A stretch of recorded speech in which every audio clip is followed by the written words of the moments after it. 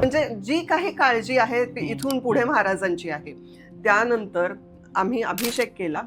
तिथून पुढे आपलंही बोलणं झालं आणि महाराजांनी माझी सोय केली होती की तुमच्या गाडीतनं मी परत रिटर्न येऊ शकतो. मी महाराजांपाशी म्हटलं, महाराज मला यायची इच्छा आहे, तुम्हीच काय तो योग घडवून आणा आणि तुम्हीच माझी सोय करा.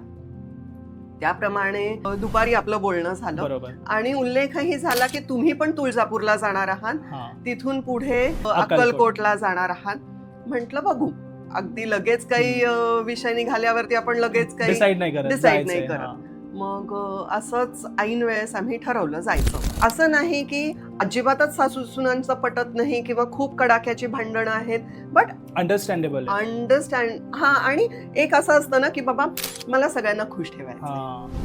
मी ह्या प्रोफेशन मध्ये आले तर आम्हाला पेशंटला तपासताना त्याचं बॉडी टेम्परेचर बघावं लागतं किंवा त्याचा पल्स रेट बघावा लागतो. त्याच्यानंतर स्किन बघावी लागते. हे सगळं करत असताना स्पर्श होतो.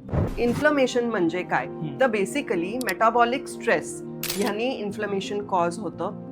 मेटाबॉलिक स्ट्रेस म्हणजे आपलं वाढतं वजन किंवा आपल्याला जे काही डिसऑर्डर्स आहेत, म्हणजे कोलेस्ट्रॉल वाढलं असेल किंवा तुमचा डायबिटीस असेल, त्याच्यानंतर बीपी इश्यूज, ह्यासारखे जे इश्यूज आहेत, ह्यांनी जे बॉडी मध्ये इन्फ्लमेशन क्रिएट होतं, जो बॉडीवरती स्ट्रेस क्रिएट होतो, ह्याचा उत्तम उपाय म्हणजे हे पाणी आपल्याला घेता येईल. कोलेस्ट्रॉलसाठी काय सांगाल तुम्ही? ह्यावर पण काय उपाय आहे की हे कमी कसं करू शकतो, मेंटेन कसं करू शकतो, हे जरा सांगा.